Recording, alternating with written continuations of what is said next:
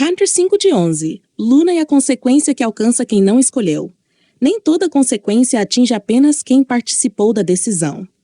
Algumas atravessam a pessoa diretamente envolvida e continuam avançando até alcançar quem não escolheu nada, não assinou nada, não discutiu nada e sequer possui meios de compreender por que sua vida mudou.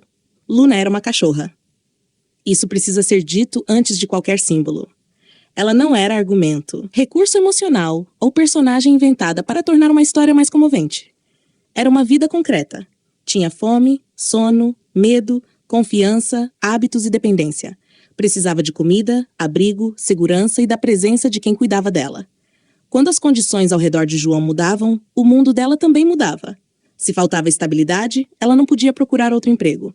Se a moradia ficava ameaçada, ela não podia negociar um contrato. Se o alimento diminuía, ela não podia explicar sua necessidade. Se algo lhe fazia mal, dependia de outra pessoa perceber. É aí que uma história aparentemente individual deixa de ser individual. Uma decisão tomada contra alguém pode alcançar todos aqueles que dependem dessa pessoa. Uma omissão pode viajar. Um atraso pode viajar. Uma recusa pode viajar. Aquilo que para um observador parece apenas um problema financeiro, burocrático ou relacional, pode chegar a outra vida na forma de fome, insegurança, deslocamento, cansaço e perda de proteção. Essa é a diferença entre dor direta e dor indireta. A dor direta atinge quem recebeu a ação ou a omissão. A dor indireta atinge aqueles ligados a essa pessoa e que passam a sofrer as consequências sem terem participado da causa. Indireta não significa menor. Significa apenas que percorreu um caminho. Às vezes, justamente por percorrer esse caminho, torna-se mais difícil de reconhecer. Quem provocou a primeira mudança pode dizer que nunca tocou na vida dependente, nunca negou alimento diretamente, nunca retirou o abrigo com as próprias mãos, nunca desejou que ela sofresse. Mas a responsabilidade moral não se limita ao último gesto visível. Ela também pode existir na cadeia de acontecimentos previsíveis. Se alguém empurra a primeira peça, não pode fingir surpresa quando as seguintes caem. Ainda assim, há uma cautela necessária. Nem toda consequência dolorosa possui um único culpado. A vida real é composta por decisões, limites, falhas, circunstâncias e pessoas diferentes. Simplificar tudo numa acusação única pode esconder tanto quanto o silêncio. Mas reconhecer complexidade não significa apagar responsabilidade. Significa observar a sequência com honestidade. Quem sabia? Quem podia agir? Quem escolheu não agir? Qual resposta foi oferecida? Ela correspondia à necessidade real ou apenas permitia encerrar o incômodo de quem observava? Esse último ponto é essencial. Existe uma diferença entre cuidado e aparência de cuidado. Uma ação pode parecer generosa e ainda ser incompatível com aquilo que a pessoa ou o animal precisava. Oferecer uma solução errada pode produzir conforto em quem oferece, mas não proteção em quem recebe. É como entregar apenas imagens a uma pessoa cega e depois esperar gratidão pelo esforço. A intenção pode até ter sido boa. A ponte, porém, foi construída para outro corpo. Com uma vida dependente, esse erro é ainda mais grave. Ela não consegue explicar que a ajuda não serviu. Não consegue corrigir o método. Não consegue dizer, isso parece cuidado, mas não resolve minha necessidade. Por isso, quem cuida precisa observar mais. Não basta oferecer qualquer coisa. É necessário perguntar o que aquela vida realmente precisa para continuar segura. Luna também revela a diferença entre preço e valor. O preço mede uma quantidade. O valor reconhece uma existência. Uma refeição pode custar pouco e significar muito. 2 marmitas podem parecer apenas comida. Mas quando alguém diz que uma delas é para Luna, algo muda. Não aumenta o preço, aumenta o reconhecimento.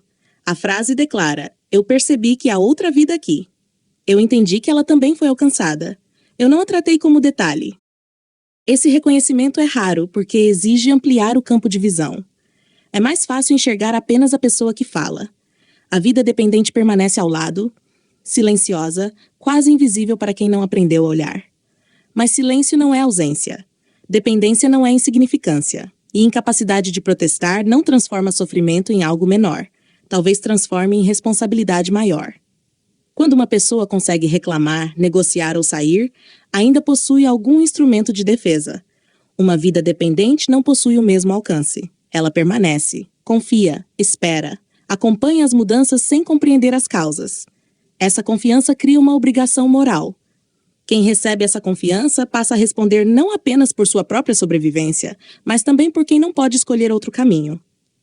Isso não significa que o cuidador tenha controle sobre todas as circunstâncias. Significa que qualquer decisão externa que o fragilize pode fragilizar também a vida sob seus cuidados. É por isso que o dano não termina na pessoa considerada principal da história. Ele se espalha pelos vínculos.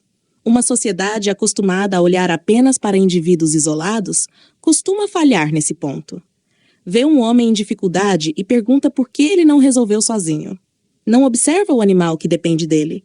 Não observa as relações, os compromissos, as promessas e as vidas conectadas àquela situação. Transforma toda a vulnerabilidade em defeito individual. Depois se surpreende quando o dano alcança quem não tinha qualquer possibilidade de evitá-lo. Luna não precisa ser transformada em santa, metáfora perfeita ou símbolo de tudo. Sua força está justamente em ter sido uma cachorra real. Dormia, brincava, comia, acompanhava. Percebia alterações no ambiente. Confiava em quem estava com ela. E essa simplicidade torna a pergunta mais difícil. O que foi feito, ou deixou de ser feito, chegou até ela? Essa pergunta não exige vingança. Não exige ódio. Não exige que toda a história seja reduzida a uma única sentença. Exige apenas que a cadeia de consequências não seja apagada. Porque apagar a consequência indireta é permitir que quem não aparece nos documentos desapareça também da memória. Luna não assinava contratos, não participava de reuniões, não escrevia mensagens. Mesmo assim, estava dentro da história. Talvez seja justamente por isso que sua presença diga tanto. Ela representa todas as vidas que sofrem nas margens de decisões tomadas por outros. Crianças, idosos, animais, pessoas com deficiência, dependentes econômicos. Todos aqueles que não possuem voz suficiente para impedir que a escolha de alguém se transforme em seu próprio destino. Uma decisão humana nunca termina necessariamente em quem a recebe primeiro. Ela cria ondas. Algumas alcançam pessoas próximas, outras atravessam anos, outras chegam a vidas que sequer foram consideradas no momento da escolha. Por isso, responsabilidade não é apenas perguntar o que fiz com aquela pessoa. É também perguntar quem mais dependia dela. Quem perdeu segurança quando ela perdeu? Quem sofreu sem sequer saber por quê? Luna ocupa esse lugar. Não como detalhe emocional, mas como prova de que nenhuma vida existe completamente isolada. Quando alguém é ferido, seus vínculos sentem o impacto. Quando alguém recebe cuidado, seus vínculos também podem respirar. A corrente não transporta apenas sofrimento. Também pode transportar proteção. Um gesto correto, dirigido a uma pessoa, pode alimentar, abrigar e proteger outra vida.